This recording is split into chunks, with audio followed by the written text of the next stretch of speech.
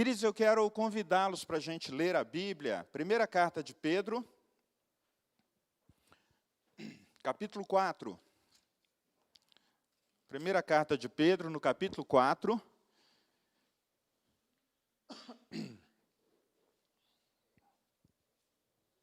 Do verso 1 ao verso de número 11.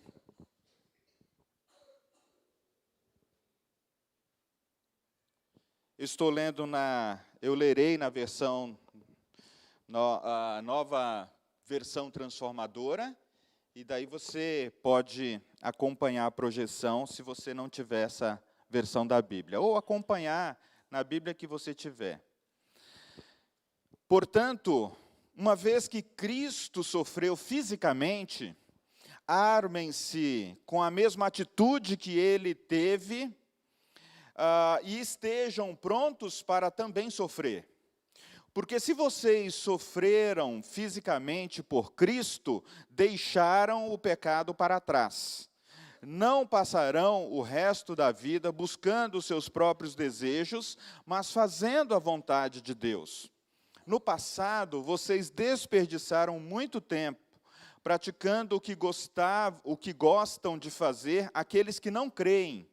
Imoralidade e desejos carnais, farras, bebedeiras e festanças desregradas, além da detestável adoração de ídolos. Agora, essas pessoas ficam surpresas quando vocês deixam de participar de suas práticas desregradas e destrutivas, e por isso os difamam. Lembrem-se, porém, de que eles terão de prestar contas àquele que está pronto para julgar a todos, vivos e mortos. Por isso, as boas novas foram anunciadas até mesmo aos mortos, pois, embora estivessem destinados a morrer como todo ser humano, agora vivem para sempre com Deus pelo Espírito. O fim de todas as coisas está próximo. Portanto, sejam sensatos e disciplinados em suas orações. Acima de tudo, amem uns aos outros sinceramente, pois o amor cobre muitos pecados. Abram sua casa de bom grado para os que necessitam de um lugar para se hospedar. Deus concedeu um dom a cada um, e vocês devem usá-lo para servir uns aos outros, fazendo bom uso da múltipla e variada graça divina. Você tem o dom de falar? Então faça-o de acordo com as palavras de Deus. Tem o dom de ajudar? Faça-o com a força que Deus lhe dá. Assim, tudo o que você realizar trará glória a Deus, por meio de Jesus Cristo. A Ele sejam a glória, o poder, para todos sempre. Amém. Vamos orar mais uma vez?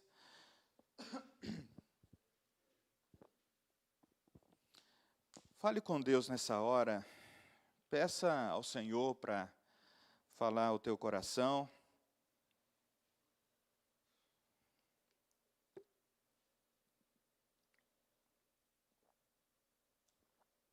Senhor, nós estamos diante da Tua palavra. Nós já cantamos no início do culto que nós desejamos que essas palavras que vêm do alto falem ao nosso coração. E somente o Senhor tem o poder de comunicar as verdades eternas para nós. Em nome de Jesus, Senhor, pedimos que nessa hora o Senhor seja glorificado e a Tua igreja seja edificada, encorajada, para a glória de Jesus. Amém.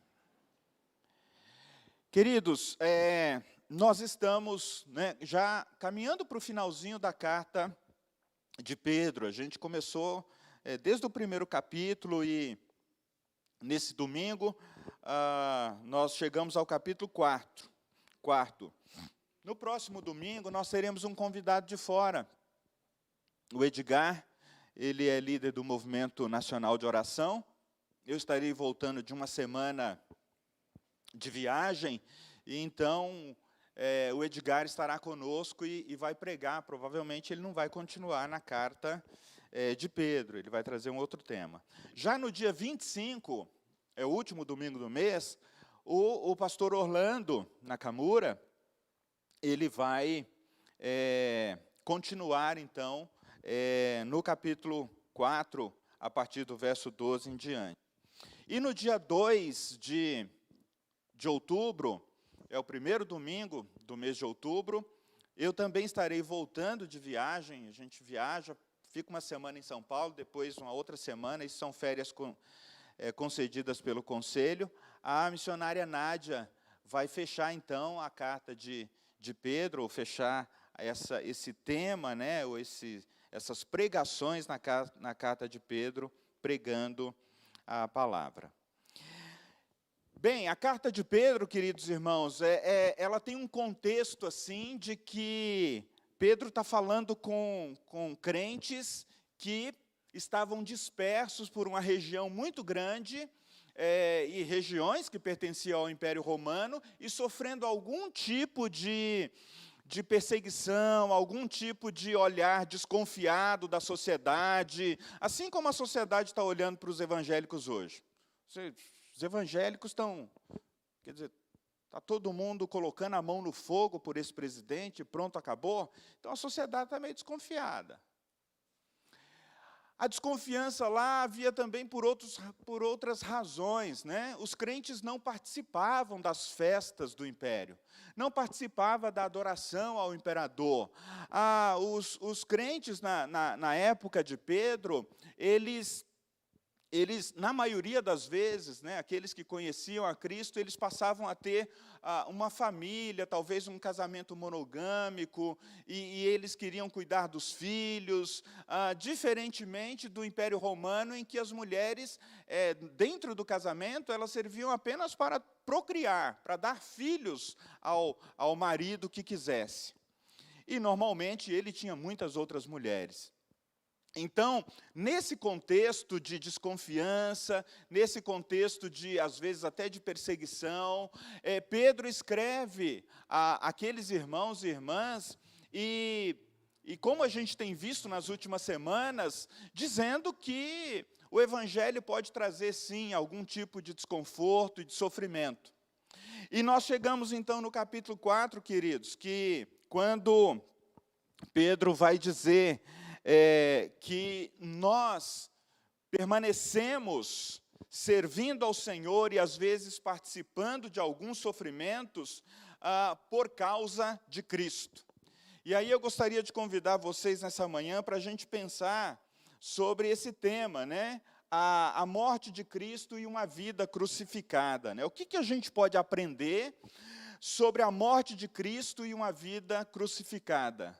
O que a gente pode aprender sobre o fato de que Pedro usou a morte de Cristo para falar com aqueles crentes, dizendo assim: olha, quando vocês passarem por sofrimentos, olhem para o exemplo de Jesus. Olhem para o exemplo de Cristo. E aí a primeira coisa que a gente pode olhar para esse texto e perceber, irmãos e irmãs, é que o sofrimento de Cristo, ele tem propósito. O sofrimento de Cristo tem uma razão.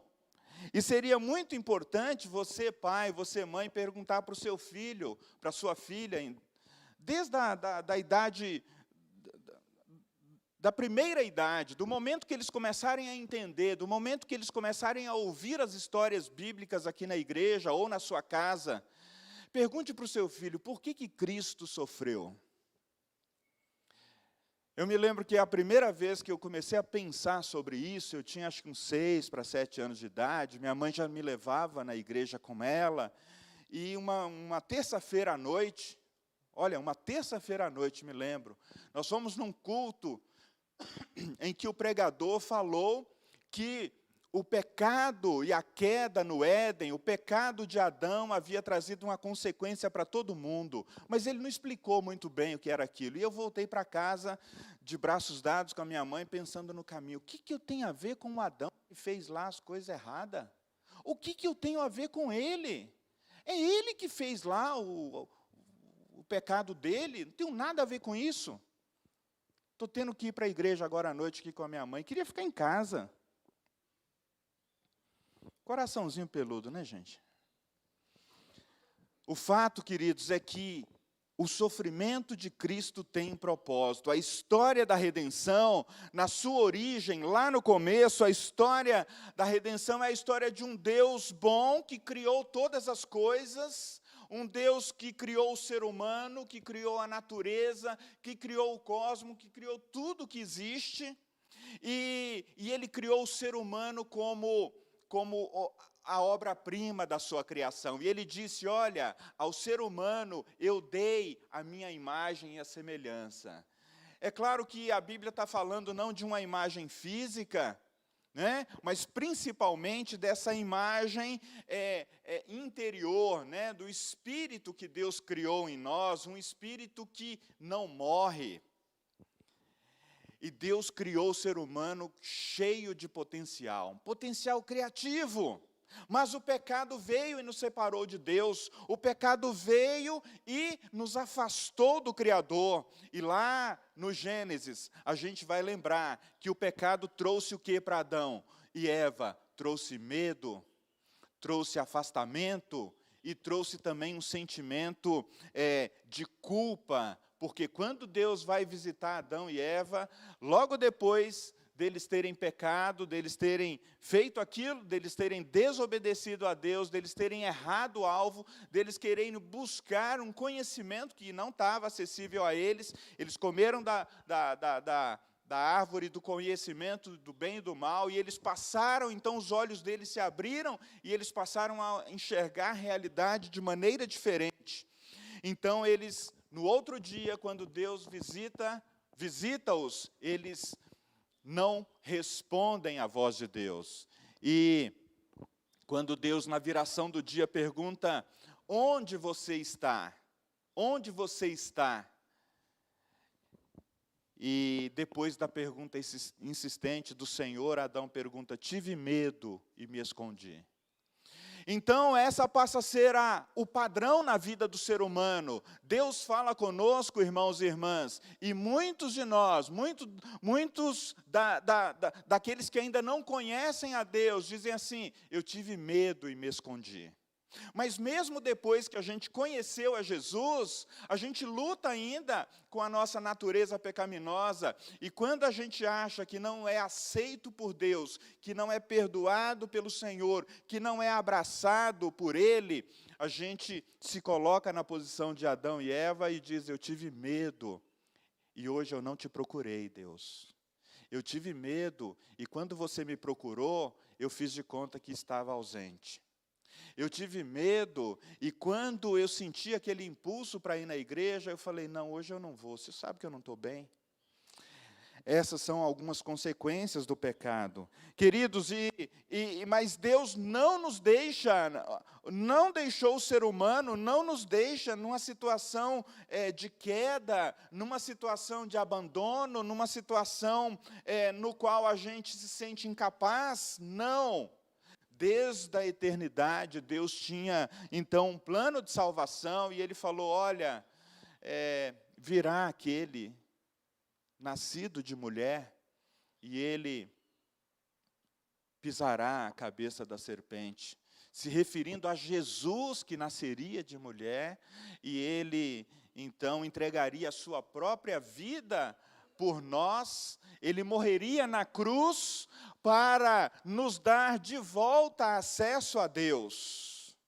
Então ele veio ao mundo, ele viveu entre nós, ele ensinou o caminho de volta para Deus, e ele se auto-sacrificou. Então dizer que Jesus uma vez morreu, né, Cristo uma vez sofreu fisicamente, quer dizer que Jesus morreu em nosso lugar para que a sua morte pudesse nos dar novamente acesso a Deus, confiança diante de Deus, resgatar diante de Deus a imagem que o pecado maculou em nós. Mas ainda assim, queridos, a Bíblia diz que nós ainda vivemos sobre uma influência do pecado. nossos pensamentos são assediados para fazer aquilo que não agrada a Deus. As nossas intenções muitas vezes são capturadas, são sequestradas, e o apóstolo Paulo disse: o bem que eu quero fazer, esse eu não faço, mas o mal que eu não quero, nossa, eu estou na fronteira, eu estou ali, e quando eu me vejo fazendo aquilo que eu não gostaria. Queridos, por isso, o nosso texto, ele vai dizer que Cristo morreu fisicamente uma vez, para que a gente se arme, para que a gente se junte a Ele, para que a gente tenha a mesma atitude, um só pensamento, quanto aquilo que Ele fez, para que a gente possa seguir o seu caminho. Então, o propósito do sofrimento e da morte de Cristo, queridos, foi nos apontar, foi nos dar um caminho melhor para a gente viver. Para a gente viver. E aí você pode se perguntar comigo, né? Pastor, mas a gente muitas vezes tem aquela sensação de que a vida cristã, ela não entrega tudo aquilo que a palavra de Deus promete.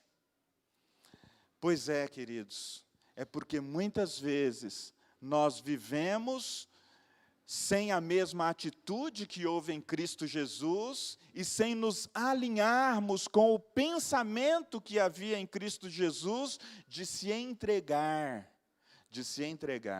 Agora, diferentemente da entrega de Jesus, que era uma entrega para a salvação de todo aquele que cresce, a nossa entrega é para a gente participar com Ele,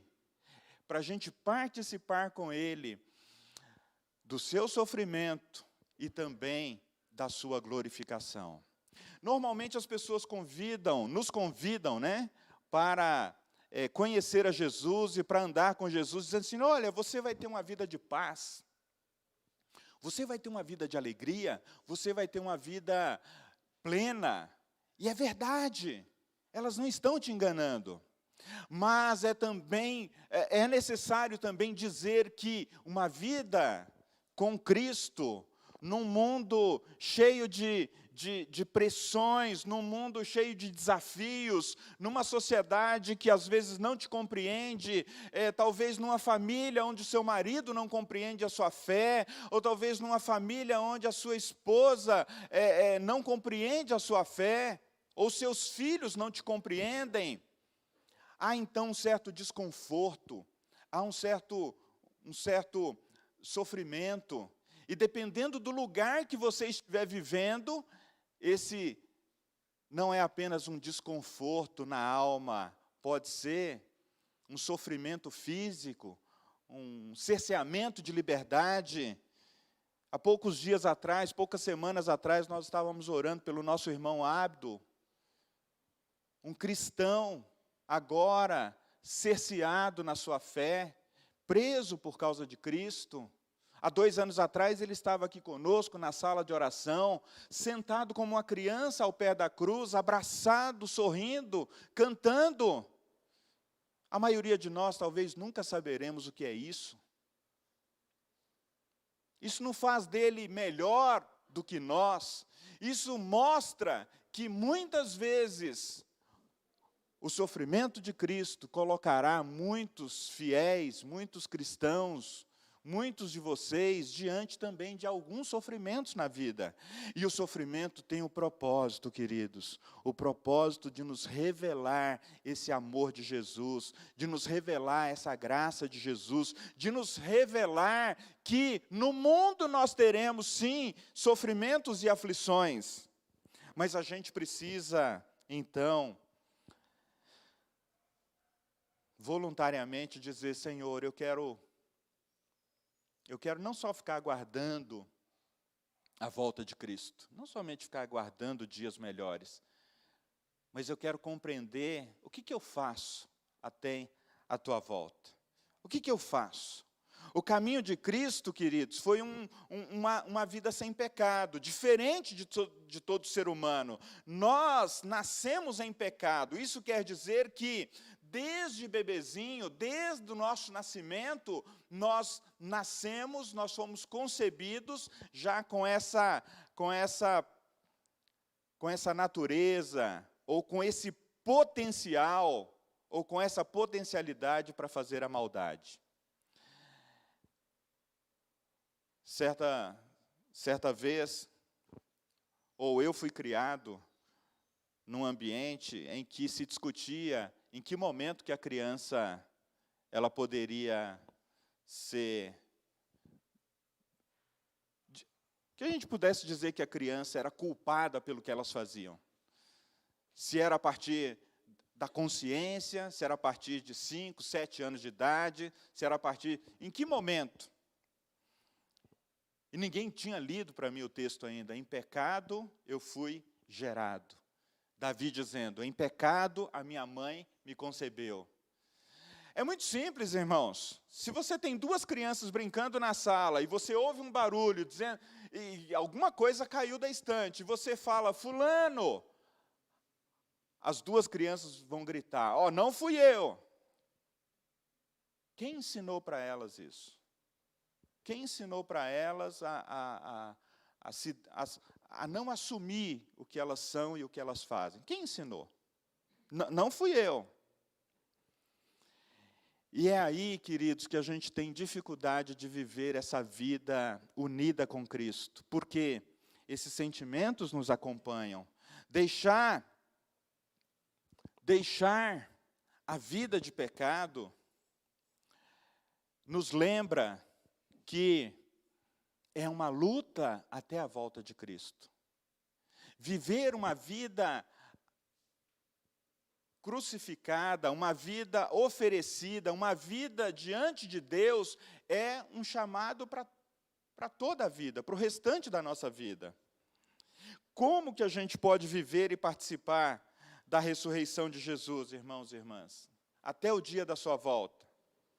Como que a gente pode fazer isso? Mas, pastor, nós não fomos salvos, nós já não fomos perdoados?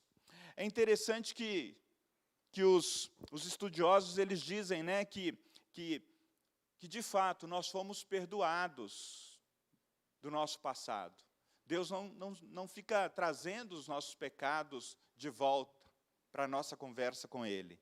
Então, nós fomos salvos do pecado no passado, nós estamos sendo livres do pecado no presente, mas nós seremos plenamente libertos do pecado no futuro, quando nós estivermos com Cristo. Então, percebam que é um ato que foi feito no passado, ou seja, Deus te salvou, Ele te perdoa, e quando você peca e você vai diante de Deus, Ele renova a graça sobre você, mas isso não significa que você não tenha que lidar com as consequências do pecado, mas a libertação plena do poder do pecado é algo que acontecerá apenas no futuro, quando os seus olhos se fecharem aqui, ou quando você for arrebatado com Cristo. Bem, como que você e eu podemos participar da ressurreição de Jesus, do sofrimento de Jesus, oferecendo a nossa vida a Ele? Isso nos leva, queridos, a um segundo ponto, e eu queria que o Marcos colocasse um videozinho para ajudar a gente a pensar. Como é que a gente oferece a nossa vida como sacrifício a Deus? Como que a gente oferece a nossa vida no altar do Senhor? Quando estiver pronto, pode soltar. Isso.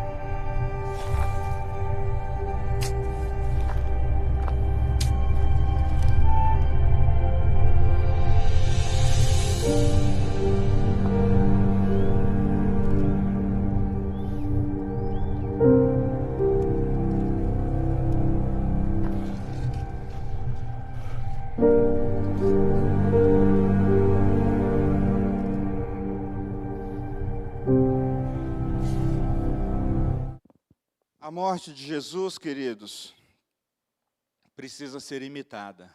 Como que nós imitamos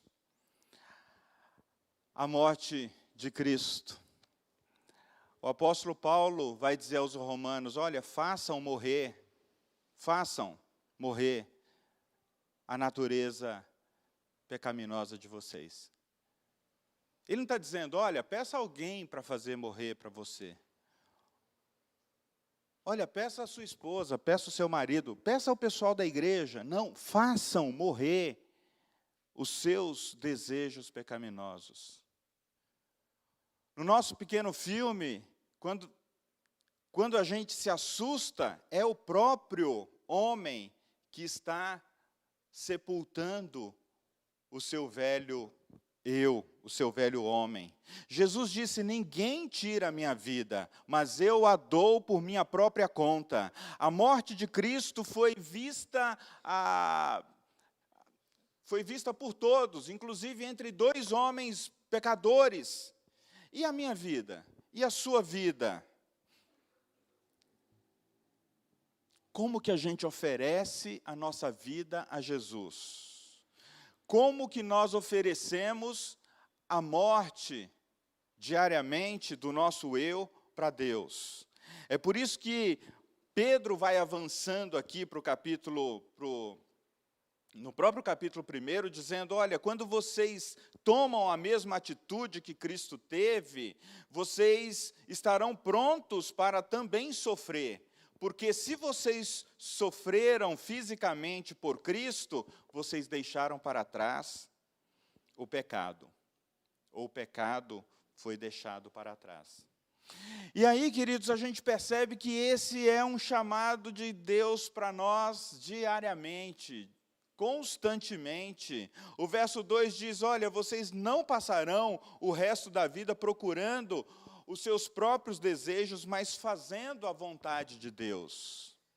Nós imitamos a Jesus, buscando fazer a vontade de Deus.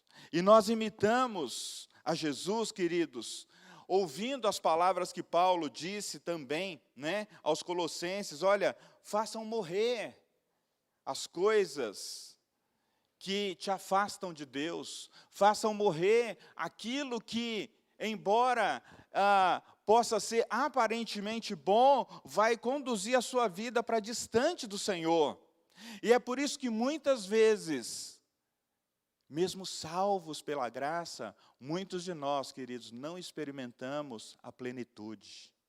Muitos de nós não experimentamos o estar vivo para Deus, mas vive com uma atitude cabisbaixa, uma atitude de vergonha, uma atitude de culpa diante da vida. E o verso 3 diz assim, queridos, no passado vocês desperdiçaram muito tempo praticando o que vocês gostam de fazer. Aqueles que não creem, o que Pedro está dizendo aqui aos seus leitores é o seguinte, olha, lembra de quando vocês não conheciam a Cristo? Vocês passavam a maior parte do tempo fazendo aquilo que agradavam a vocês mesmos. Agora, por causa do exemplo de Jesus, procurem fazer aquilo que é da vontade do Pai.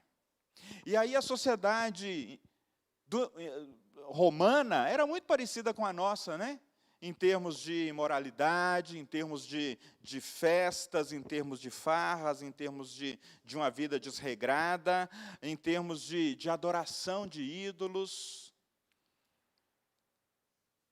E aí, quando a gente olha para a nossa própria vida,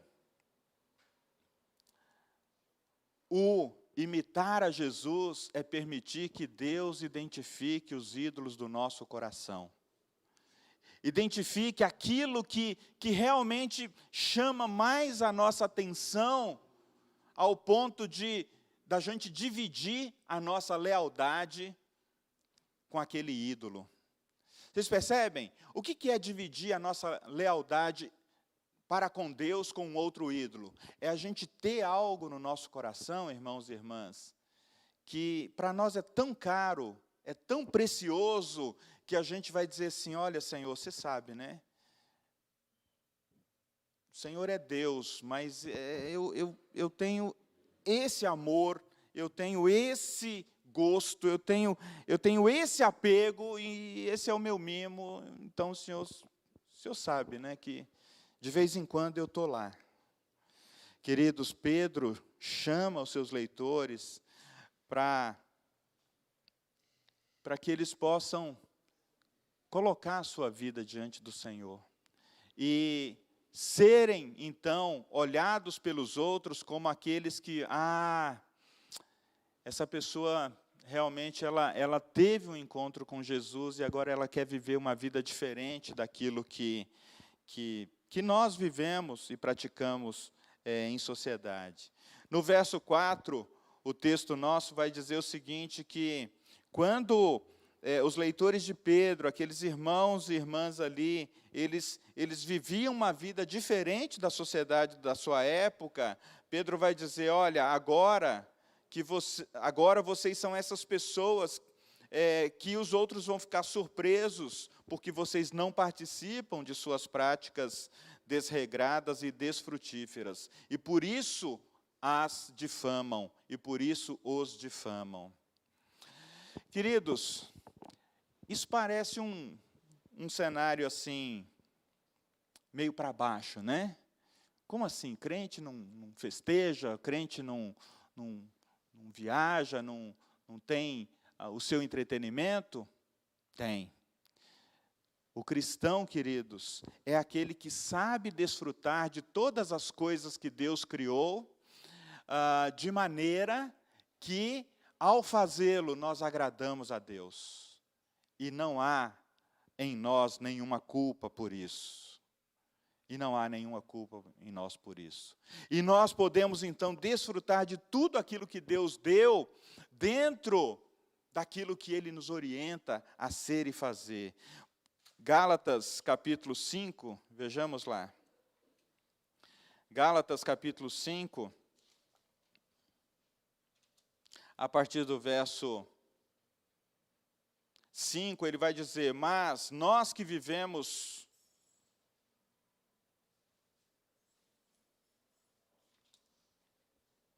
um pouco mais adiante. Verso 16, por isso vos digo que o Espírito guie sua vida, assim vocês não satisfarão os anseios da natureza humana. A natureza humana deseja fazer exatamente o oposto do que o Espírito quer. E o que o Espírito nos impede, nos impele na direção contrária àquela que é desejada pela nossa natureza humana. Essas duas forças se confrontam o tempo inteiro, de modo que vocês não têm liberdade em pôr em prática o que intentam fazer. E aí, queridos, a partir do verso de número 21 e 22, 22 e 23, ele vai dar uma lista aqui de resultados, da gente não ter nenhum freio para com os nossos desejos, e em contrapartida, por assim dizer, ele vai dizer no verso 22, mas o fruto do Espírito produz amor, alegria, paz, paciência, amabilidade, bondade, fidelidade, mansidão e domínio próprio. Contra essas coisas não há lei. Como é que a gente pode viver uma vida crucificada que aponta para Jesus, queridos? Essa vida precisa ser banhada pelo amor. Essa vida não pode ser uma vida legalista e cheia de regras apenas. Você já percebeu que todo o esforço que a sociedade faz para impedir que as pessoas façam o mal é algo apenas provisório? Raramente o nosso sistema penitenciário é capaz de recuperar alguém. Raramente. Alguns dizem até que as ações de cristãos nas penitenciárias é o que mais dá resultado em relação a tudo que se acontece num sistema penitenciário. Por quê? Porque ali há uma intervenção de uma palavra que produz a única experiência capaz de nos livrarmos da morte e do pecado, o amor de Deus. Então, uma vida crucificada, queridos, ela precisa apontar para uma vida que encontrou o amor de Deus, que encontrou o amor de Jesus. E aí o nosso texto entra a partir do capítulo 7, eu já estou indo para a conclusão, de que, além da gente viver essa vida crucificada, para a gente experimentar mais de Jesus hoje, a gente precisa viver essa vida que se entrega a Deus e ao seu amor, porque o fim das coisas estão próximos. Diz o verso 7, o fim de todas as coisas estão próximo, portanto, sejam sensatos e disciplinados na oração. Aqui a gente precisa tomar cuidado com duas coisas, irmãos. Quando se fala que o fim está próximo, uma tendência dos cristãos é dizer assim, já que o fim está próximo, eu não vou me envolver com muitas coisas que acontecem na sociedade. Eu não vou brigar, eu não vou lutar por justiça social, eu não vou lutar para que no meu bairro as condições melhorem, eu não vou lutar para que a cidade vá bem ou para que o país melhore. Esse é um risco e um engano. O outro engano é de muitos cristãos acharem que eles vão construir o reino de Deus aqui na terra.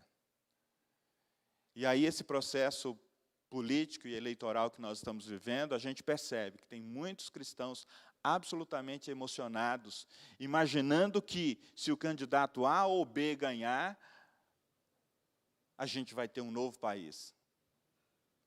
Irmãos, nós temos estruturas corrompidas, nós temos estruturas políticas, sociais, religiosas, corrompidas no nosso país. A gente tem um sistema lá no Congresso, lá no Senado, a gente tem um sistema no Judiciário que as pessoas têm seus próprios interesses. Não se enganem. Não se enganem. Então não é para a gente deixar a vida para lá, do tipo, não quero participar da vida pública, e também nem colocar todas as suas expectativas nisso. O que a gente pode fazer então, pastor, enquanto a gente imita Jesus, enquanto a gente busca uma vida que agrada a Deus, e essa vida crucificada, irmãos e irmãs, não pode ser fruto de medo ou de desespero, mas precisa ser fruto de uma entrega amorosa. Se a gente experimenta o amor de Deus, a gente pode então oferecer amor aos outros. A gente pode falar de amor, a gente pode dizer para as pessoas, olhem para mim, olhem para a minha vida, olhem como Deus me alcançou, olhem como o amor de Jesus me alcançou, olha como eu fui perdoado, olha como eu ofereço perdão para os outros. É isso que diz também, queridos, aí o verso de número...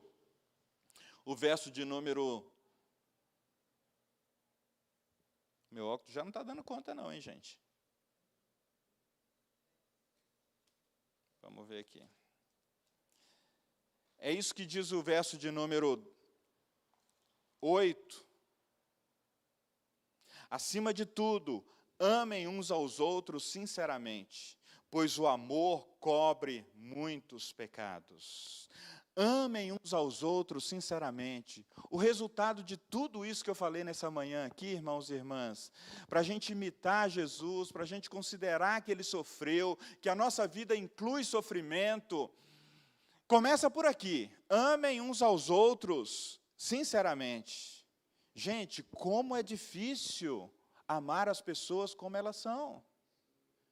Como é difícil não querer mudar as pessoas para que elas sejam conforme o que está na minha cabeça. Ou será que isso acontece só comigo? Como é difícil exercer o amor sem julgamento, o amor que se entrega, o amor que cuida, o amor que protege. No contexto do casamento. Pastor, não sou casado. Então, pratique em relação ao próximo, a uma pessoa. Como é difícil amar alguém que não está disposto a mudar. Como é difícil amar alguém que vai e volta e está sempre no seu ciclo vicioso. Então, Pedro está dizendo, amem sinceramente uns aos outros, pois o amor cobre muitos pecados.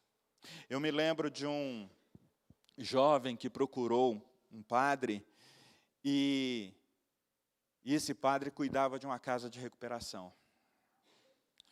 E esse jovem falou, olha, eu sou viciado em cocaína há muitos anos, e contou a sua história. Aquele padre o ouviu,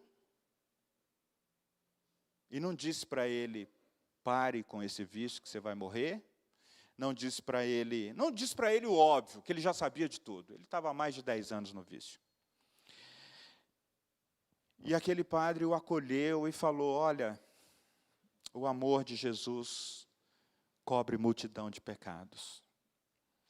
E aquele jovem resolveu ficar, diferentemente das últimas situações, ele resolveu ficar naquela casa de recuperação. E o fim do testemunho é de que aquele jovem sentiu tanto acolhimento, ele sentiu tanto amor na companhia ou na presença daquele padre, daquele representante de Cristo ali, que orava por ele e dizia, o amor de Deus cobre muitos pecados. Ele nem deu a garantia para ele que aquele jovem sairia daquela situação, viu, gente? Aliás, tenhamos muito cuidado quando alguém chega para nós dizendo, olha, eu estou desse jeito, e você, não, olha, você vai sair. A gente não sabe. A gente não sabe se a pessoa quer, a gente não sabe se ele vai ter força, a gente não sabe se emocionalmente ela vai ter, a sua estrutura permite esse tipo de mudança. A gente não sabe se essa pessoa vai morrer com aquele vício, mas a gente pode dizer, o amor de Deus cobre muitos pecados. É como a visão que Ezequiel teve do vale de ossos secos, e ele andou, e ele viu um vale de ossos secos, e Deus perguntou para ele, o profeta, filho do homem, você acredita que esse vale de ossos secos pode voltar a ter vida? E ele falou, tu sabes, Senhor. O Senhor sabe, o Senhor pode, mas eu não vou nem dizer que vai ou que não vai acontecer. O filho do homem, o profeta, passeia pelo meio do vale de ossos secos e profetiza. Profetiza, fala a minha palavra. Irmãos, uma vida crucificada com Cristo, uma vida que imita Jesus, é a gente andar pelos lugares comuns da nossa vida, o nosso trabalho, a nossa família, a nossa casa, a nossa igreja, e falar, Senhor, o Senhor pode trazer vida aqui. O Senhor pode trazer vida. O Senhor pode trazer vida novamente. Ah, queridos, isso nos leva ou nos convida a compartilhar um evangelho sem julgamentos. Um evangelho no qual as pessoas tenham coragem de dizer, eu não estou dando conta da vida. E você dizer, olha, às vezes também eu não dou não, mas Deus pode dar conta da minha e da sua vida. Queridos, o texto ainda continua e progride dizendo que nesse tempo em que Pedro escreve, ele diz para as pessoas, recebam uns aos outros na sua casa, e sem que isso seja um peso para você, e naquele contexto, receber na casa era às vezes até hospedar, porque eles iriam fazer culto ali. No nosso contexto, irmãos e irmãs, nós podemos receber as pessoas, nós podemos ser hospitaleiros, nós podemos abrir a nossa casa como um lugar de acolhida, um lugar de comunhão, para a gente compartilhar Jesus, mas pensando numa vida crucificada, você pode acolher pessoas e perguntar, como você está hoje? Como você está hoje? Com o que você está preocupado hoje? Qual que é a sua maior ansiedade no dia de hoje? Quinta-feira eu fui com o missionário Beto compartilhar o evangelho numa casa, e a pergunta que o missionário fez foi essa para a família: qual é a sua preocupação hoje? Qual é a sua ansiedade hoje? E é claro, né, todos nós falamos das nossas ansiedades. Irmãos, isso é libertador. É libertador quando a gente fala para Deus, olha, a minha ansiedade hoje é essa. A minha preocupação hoje é essa. Use o dom que Deus te deu. Veja aí os versos de número 10 e 11. Use o dom que Deus te deu para ser bênção na sua casa, para ser bênção na sua igreja, para ser bênção na comunidade ao nosso entorno, queridos. Se Deus te deu o dom de falar, fale as palavras de Deus. Se alimente dessas palavras e fale para as pessoas. Se Deus te deu o dom de servir, de ajudar, de acolher, de alimentar pessoas, de estender o braço para aquele que está caído, faça-o segundo a variada graça de Deus que foi derramada sobre a igreja de Jesus. Eu concluo, irmãos, dizendo ou perguntando para você sair daqui refletindo, onde você se vê diante dessa palavra?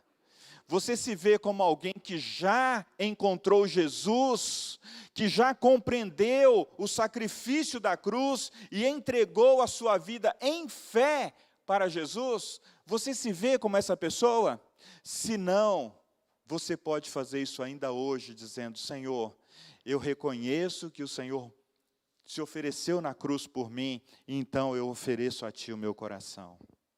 Mas eu sei que eu estou falando para pessoas que a maioria de vocês já fizeram isso no passado. Ou já oraram, já pediram a Deus para ser o seu Senhor e Salvador. E talvez para você seja a seguinte pergunta crucial nessa manhã. Os sofrimentos da sua vida hoje. O que os sofrimentos da sua vida hoje revelam para você? Um convite para fugir do mundo ou para se entregar mais a Jesus? Um convite para fugir dos relacionamentos ou para encontrar mais pessoas? O que as suas ansiedades e sofrimentos revelam para você hoje? O Espírito Santo está nos dizendo nessa manhã, queridos irmãos e irmãs, que Deus fala com cada um de nós,